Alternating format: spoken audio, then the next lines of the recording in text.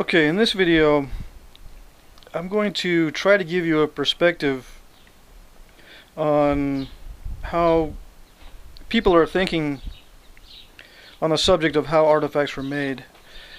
Now it's a very big subject, and a lot of people want to simplify it, which is fine, but most of the explanations out there that I see are way too simple. I don't want to complicate things, but I do want to give you a perspective. This is another perspective type of video on just what's involved in trying to determine how something is actually made. Now, I drew some diagrams here to help me illustrate what I'm talking about. Hopefully, I'll be able to get through this without taking too much time. One of the major ways of trying to figure out how these artifacts were made is something called Flake Study, or something I call Flake Study. Now, from Flake Study you get things like debitage analysis, and you get something called flake signatures, and there's lots of other terminology associated with Flake Study. And that's just basically the study of flakes and the scars, the flake scars. So not just the flake itself or the flakes that come off of these artifacts, but the scars as well. So it's a combination of the flakes plus the scars. Okay. Now here I've got various ideas on an example. And I'm not going to show you an actual artifact. This is just kind of a cartoony image to kind of illustrate the point. Now, let's say that some archaeologists find this arrowhead and they look at this particular flake scar and they determine it to be a pressure flake, which is, it's relatively easy to see pressure flakes. So let's just say that they determined that to be a pressure flake, and it was made with some kind of a soft tool like an antler tine, and it was a narrow diameter tool that made that flake. Okay. Now that's all well and good, and they could go down the line here and they could say, oh, that's an early percussion tool. During the early production, they used a percussion tool that removed that flake, and it was a soft tool because of certain characteristics, and it was a heavy, large mass on the tool, just because of the way these flakes look, and so on and so forth. And they go down and they look and they see, these different flakes, and they determine, with their experience and with the way that these scars look, a list of possibilities, let's say. Now, the problem with this approach is you often see this in archaeological texts where they've made their interpretations and they've given you their conclusions, but what they don't do is give you all the possibilities that could have produced those flakes. Now, some texts will go into alternate explanations, but most of them, I guess for the sake of brevity and for the sake of showing that they're knowledgeable, they will determine or conclude a certain set of techniques for that particular style or that particular type of flaking or whatever. Now, that's not a bad thing, but it's not going to give you a perspective on actually what's going on as far as how these things were made. Believe it or not, it's not going to give you a good idea, because let's say that looks like a pressure flake, but it could also be, for instance, it could be percussion.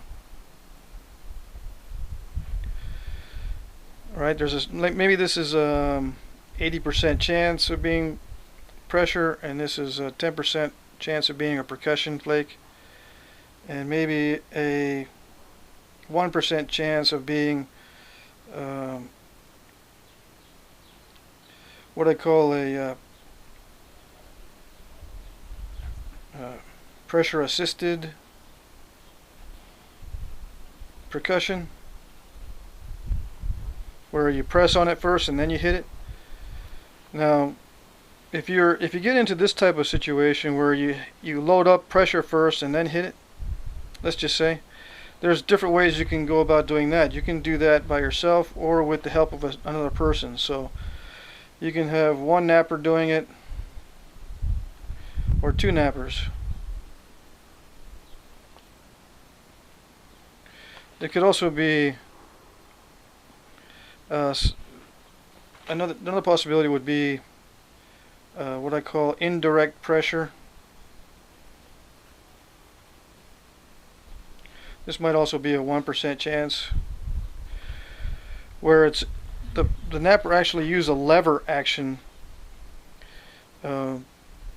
where he levered pressure instead of doing it, freehand and just push off a flake. He has some kind of a lever or a holder, like one of those fluting jigs, and press the flake off with a jig of some sort. And he could have done several of these with that jig, but just as an example, it could have also been what I call indirect pressure or levered pressure.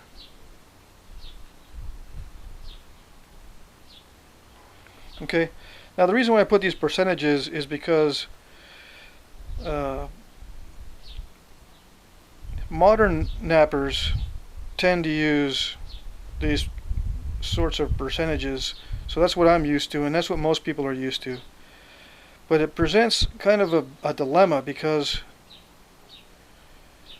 we favor what we know, and it's kind of dangerous in actually trying to figure out what techniques were actually used. If we favor what we know, what we're doing is we're trying to get a consensus, okay, which means you get a lot of nappers that end up using the same technique to produce that. But you've got to remember that let's say the best possibility, let's say that the results of a consensus is the best possibility as far as how it was made. But that consensus comes from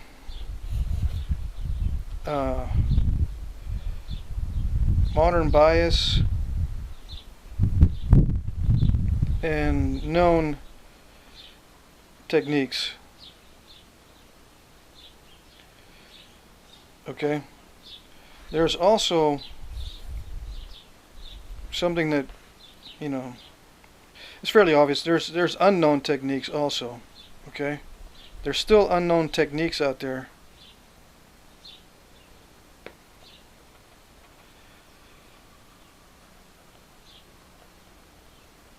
That we haven't learned yet, that could produce flakes like this, that look like pressure flakes with soft tool with a narrow diameter, that we're not aware of yet. It's kind of a remote possibility, but it is a possibility. Now, when someone tells you that they figured out, or they can spot how these things were made, they probably got a lot of experience. Okay? And there's conflicts in the archaeological community between experimental archaeologists and theoretical archaeologists. I guess that's what they call them. People who practice flint knapping and people who don't.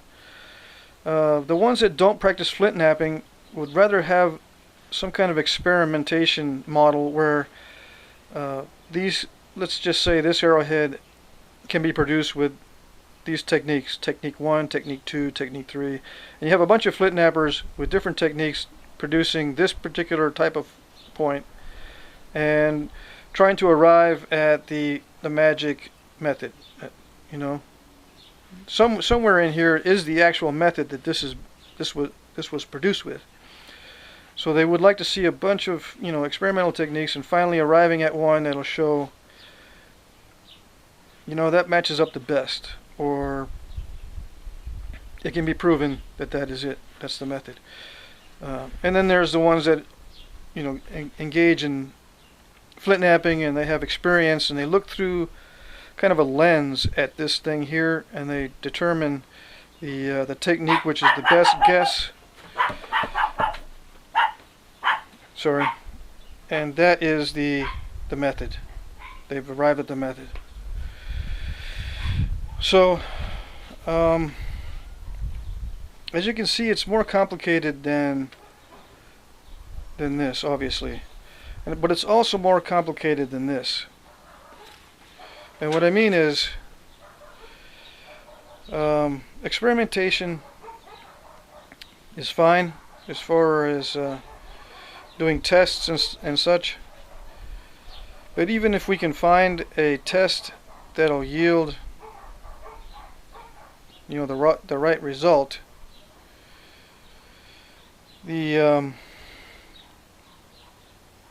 we're kind of limited in knowing if that's all the tests that could have been done.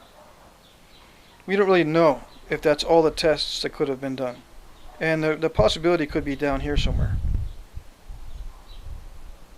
Down in these tests that we don't know about.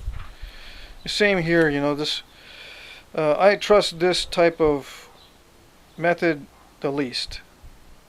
And that goes for me too. When I try to guess how something is done, I don't trust this method very much, because the experience, a lot of people get into a rut when they're flint napping. Some people copy others. Some people are kind of remote as far as their thinking, remote possibilities, and they tend to favor odd stuff or whatever as far as uncommon techniques. So all this kind of people might get into these different types of scenarios, and this lens is not going to give them the correct sight to see the final result, and to see the proper result. And it could be elusive. You might not even see, because you're locked into one of these modes, and there's different modes. So the whole thing, in my opinion, this whole thing on how artifacts were made is kind of a, I don't know, this word has been used on me before, spurious, which means it's kind of a false pursuit. If it's spurious, it's false. And this whole thing about how artifacts were made, to try to determine exactly how these things were made, to me, in my opinion, it's a false pursuit. The closest we can get to finding out how these things were made is to combine these two and expand on these. So expand the experimentation, expand the realms of experience as much as possible, so you have all kinds of techniques down to technique infinity, and you're shooting all these techniques out to try to get to the right one, and it's in here somewhere, and one of those will be the right technique.